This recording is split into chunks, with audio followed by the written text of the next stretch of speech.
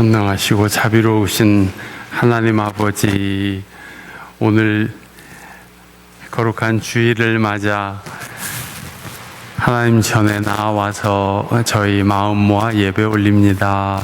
하나님, 여기 성령으로 임재하시고 저희 예배를 받으시옵소서. 예배를 통하여 하나님 영광 받으시며 저희들에게는 하늘의 거룩하신 은혜가 나누어지는 귀한 시간이 되게 하여 주옵소서. 다만 저희 믿음과 생각과 마음을 모아 주님께 예배드리오니 주여 우리 예배를 어여삐 보시고 받으시옵소서.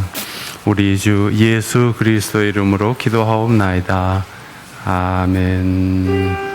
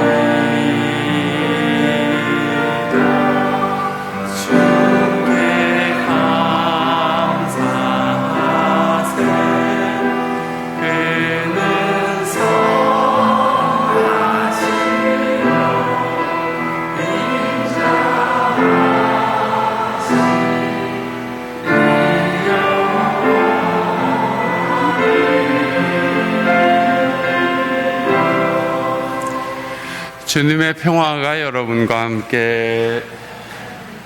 형제자매들과 평화의 인사를 나눕시다.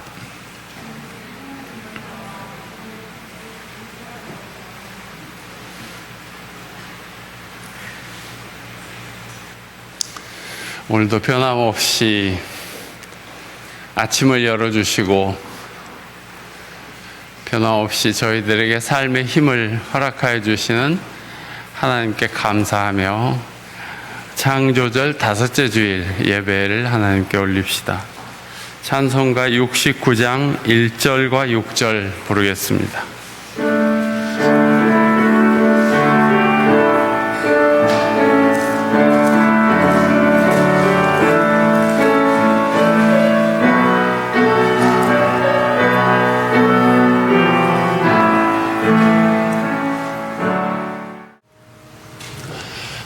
사랑하는 교우 여러분에게 하나님 말씀의 은혜가 임하시기를 바랍니다.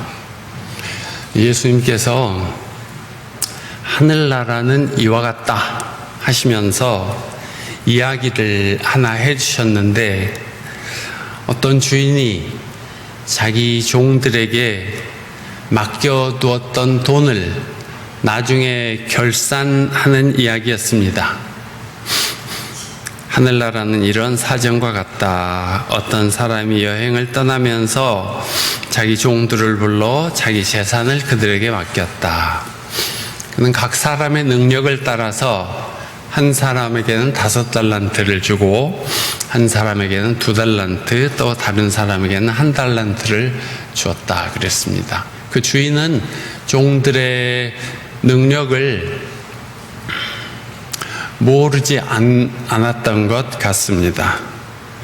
하여간 5달란트 받은 사람은 그것으로 가서 5달란트를 더 벌었고, 2달란트 받은 사람 2달란트 더 벌었고, 1달란트 받은 사람은 두려워하면서 땅에 묻어두었다, 그런 이야기입니다.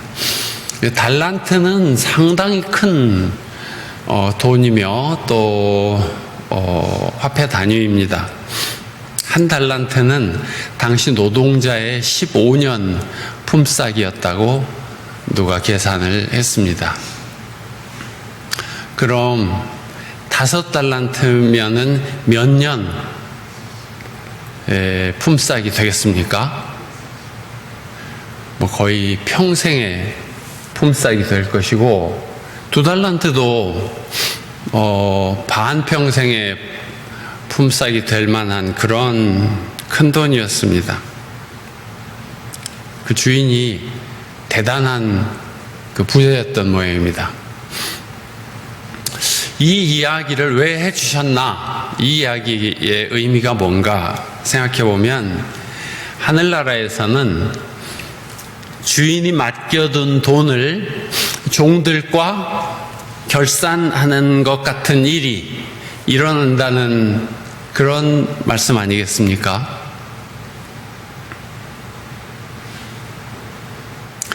그럼 하느님은 우리에게도 달란트를 맡기셨을까요? 맡기셨죠. 우리에게 맡기신 달란트는 무엇이라고 봐야 하겠습니까? 또 얼마나 맡기셨다고 생각하시겠습니까? 달란트 그러면은 재능이라든지 재산이라든지 뭐 여러 가지 생각할 수 있겠지만, 아주 크게 보아서는 생명 또는 생애라고 합시다. 우리 생명을 하나님께서 주신 것이라고 믿고 있으니까요. 그리고 언젠가는 부르시는 거니까 맡겨주신 달란트라 그렇게 보는 것 좋겠습니다. 그럼 어떻게 해야 할 것인가? 주님이 맡기신 우리 생에서 이 생을 잘 활용해서 좋은 열매를 맺도록 해야 하겠죠. 성경은 우리의 생명을 포함해서 우리가 갖고 사는 것들은 본디 우리의 것이 아니라고 합니다. 그건 잠시 맡아가지고 있는 것이죠. 자기 생을, 소중한 생을, 값비싼 생을 그냥 땅에 묻어두고 아무것도 하지 않았을 때 그 결과는 오늘 이야기에 나오는 것과 흡사할 것 같습니다. 창세기에는 하나님께서 우리 삶의 터전을 만들어 관리를 맡기셨다고 합니다. 평화롭고 풍요로운 동산으로 묘사되는 에덴이죠. 하나님이 사람을 데려다가 에덴 동산에 두시고 그곳을 맡아서 돌보게 하셨다. 창세기 2장 5절 말씀입니다. 근데 사람들이 이 땅을 잘 관리하지 못해서 요새 비상한 시국이 되었습니다. 지난번에도 말씀드렸듯이 전 세계 의학자들이 한 목소리로 공중보건의 최대 위협은 기후위기라고 지목하면서 탄소 중립 세상을 빨리 지금 당장 만들어야 된다고 각국 정부의 신속한 행동을 촉구했지 않습니까? 탄소 중립 세상이라는 것은 우리가 발생시키는, 살면서 문명 세계에서 주로 많이 발생시키는 이 이산화탄소를 흡수할 수 있는 장치까지, 그러니까 나무도 많이 심고 그렇게 해서 이 발생하는 것과 땅이 흡수하는 것을 이제 제로 상태로 만드는 것, 그걸 이제 탄소 중립이라 그러죠. 우리가 한국 기독교 장로회 총회적으로 특히 여신도회가 앞장서서 수십 년 전부터 창조세계 보존을 위한 행동을 해야 한다고 촉구해 왔습니다만, 지금 현실이 이렇게 급박하게 되어버린 것은 우리를 포함해서 세상 사람들이 지구를 지키는 일을 제대로 하지 못한 결과가 아니겠습니까?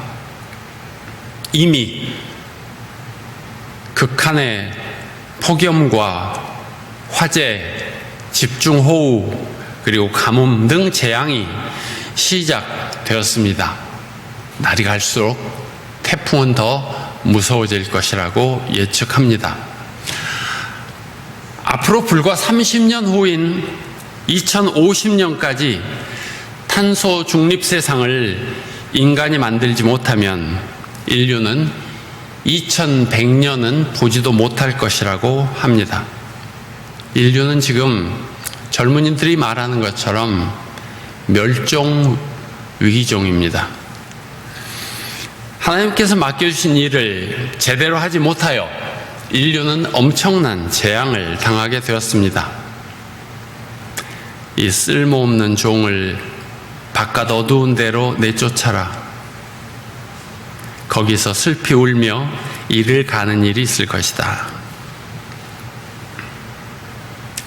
오늘 서신 말씀 고린도전서에는 바울 사도께서 우리 그리스도인들이 하나님의 비밀을 맡은 관리인이라고 합니다. 고린도전서 4장 1절, 사람은 이와 같이 우리를 그리스도의 일꾼이요 하나님의 비밀을 맡은 관리인으로 보아야 합니다. 우리는 무언가를 맡아 갖고 있는 사람들입니다. 사람마다 자기가 맡아 있는 것이 무엇인지를 알고 잘 관리해야 할 터인데, 특히 우리는, 그리스도의 제자들은 하나님의 비밀을 맡은 관리인이라고 합니다. 여기서 하나님의 비밀이란 무엇인가? 에베소 3장 6절에 이런 말씀이 있습니다. 그 비밀의 내용인즉 이방 사람들이 복음을 통하여 그리스도 예수 안에서 유대 사람들과 공동 상속자가 되고 함께 한 몸이 되고 약속을 함께 가지는 자가 되는 것입니다. 우리는 맨날 듣는 이야기라서 그게 뭐 비밀인가 하겠지만은 당시로서는 전혀 유대 사회에 들어올 수 없고 함께 할 수 없었던 다른 지역에서 사는 사람들에게는 이것은 놀라운 소식이었고, 또 유대 사람들에게도 별로 반갑지 않은, 그러나 굉장한 소식이었습니다. 즉 하나님의 비밀이란 서로 갈라져 갈등하면서 힘들게 살던 사람들, 하나님으로부터 멀어졌던 사람들을 예수 그리스도를 통하여 하나가 되게 하셔서 죄에서는 멀어지고 구원받아 하나님의 백성이 되게 하신다는 것입니다. 이것이 성서에서 이야기하는 하나님의 비밀입니다. 그리고 우리는 이 엄청난 일을, 이 놀라운 일을 하도록 부름을 받은 사람들입니다. 골로새에서에도 이런 말씀이 있습니다. 1장 25절, 나는 하나님께서 여러분을 위하여 하나님 말씀을 남김없이 전파하게 하시려고 내게 맡기신 사명을 따라 교회의 일꾼이 되었습니다. 이 비밀은 영원 전부터 모든 세대에게 감추어져 있었는데 지금은 드러났습니다. 하나님께서는 이방 사람 가운데 나타난 이 비밀의 영광이 얼마나 풍성한지를 성도들에게 알리려고 하셨습니다. 이 비밀은 여러분 안에 계신 그리스도요 곧 영광의 소망입니다 했습니다. 하나님의 비밀이란 예수 그리스도. 저와 여러분은 하나님의 비밀이었던 예수 그리스도를 통하여 맺히게 된, 열리게 된 구원사의 열매이고 또 그 일을 세세토록 전하는 청지기인 것입니다. 우리나라에서 70, 80년대를 지나면서 기독교인들의 수가 날로 늘어나 교회를 짓기만 하면 교인들이 들어차고 세계에서 가장 큰 초대형 교회들이 세워지던 때가 있었습니다. 한국 교회가 현대 기독교의 기적처럼 떠올랐습니다. 그런데 지금 우리나라 교회는 급격히 추락하고 있는 듯합니다. 이를 전광훈 같은 몇몇 가라지들의 행태 때문으로만 볼 수는 없습니다. 코로나19 사태 때문으로만 볼 수도 없습니다. 사실은 많은 교회의 알맹이가 부실하고 불량하기 때문에 결국 드러나게 되는 일입니다. 저는 지금의 혹독한 시기가 알곡과 가라지가 드러나는 과정이라고 봅니다. 어려울 때 진짜 믿음과 사이비 믿음이 가려집니다. 어둠이 깊을수록 촛불 하나도 큰 빛으로 주위를 밝힙니다. 저는 이 시기에 우리 교회의 직분자들을 훈련시키는 일을 저의 목회 인생의 마지막 과제로 여깁니다. 그래서 지금부터 10월부터 연말까지 재직 수련회를 하려고 하는 것입니다. 저는 1981년 신학교를 졸업하고 광주 한빛교회에 와서, 그리고 84년부터는 광주 고백교회에서 목회자로서 복음 전파와 신앙 교육을 해왔습니다. 고백교회의 부름을 받아 목사가 된 후 부족하고 부끄러운 점이 참 많지만 한국교회의 예배갱신과 교회력에 의한 말씀 선포에 많은 힘을 기울였습니다. 감사하게도 고백교회 교우들처럼 훌륭하신 좋은 분들과 함께 할 수 있어서 행복한 목회를 할 수 있었습니다. 초대교회 때부터 기독교는 주류가 아니라 비주류였습니다. 우리 주님이신 예수 자신이 무시당하던 갈릴리 사람, 비주류였습니다. 얼른 알아볼 수 없었던 밭에 묻힌 보화였습니다. 그 가치를 알아차린 사람들만 어려움을 무릅쓰고 예수님을 따랐습니다. 우리 고백교회는 세태를 따라 부침하는 교회가 아닙니다. 고백교회라는 이름 자체가 태생적으로 세상이 어떻든 예수 그리스도만이 우리의 주님이심을 고백하는 교회 아닙니까? 광주 고백교회는 무지한 교회 권력자들의 횡포를 거부하고 개척한 교회가 아니겠습니까?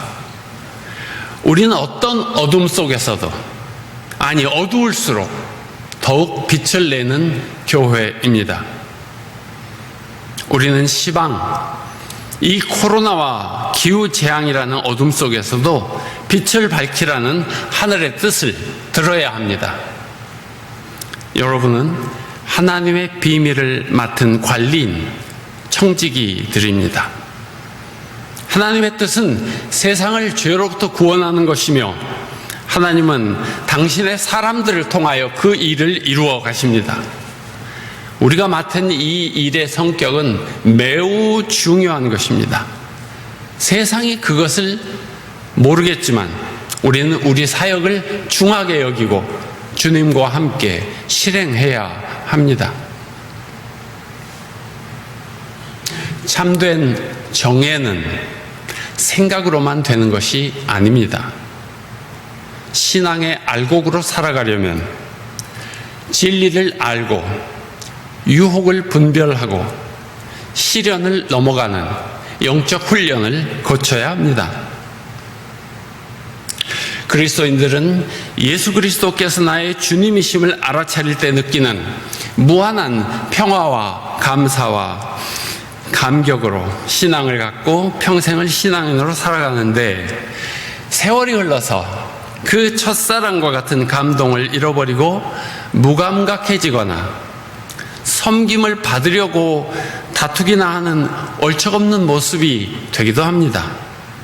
그래서 성도들은 처음 믿음을 스스로 지켜나가는 것이 매우 중요한 일입니다. 우리는 아침마다 세수를 하듯이 믿음을 새롭게 하고 날마다 주님을 새롭게 만나는 시간을 잃어버리지 않아야 합니다. 약속 시간이 되자 사랑하는 사람을 만나기 위하여 설레는 마음으로 카페에 들어서는 젊은이처럼 교회에 나오시기 바랍니다. 혹은 여러분 각자의 성소에서 경건하게 무릎을 꿇으시기 바랍니다. 여러분은 세상을 구원하시는 주님의 부르심을 받은 청지기들입니다. 여러분은 생명이라는 엄청난 달란트를 받아서 그것을 이렇게도 살고 저렇게도 살 수 있는 사람들입니다. 우리는 주님 다시 오실 때 우리 삶에 관하여 결산해야 할 것입니다. 오늘의 말씀을 묵상하며 기도합시다.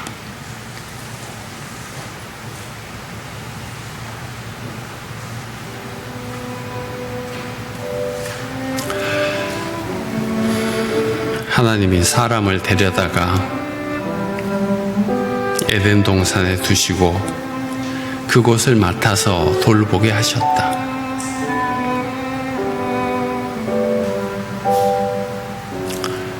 잘했다, 착하고 신실한 종아. 네가 적은 일에 신실하였으니 이제 내가 많은 일을 네게 맡기겠다. 와서 주인과 함께 기쁨을 누려라.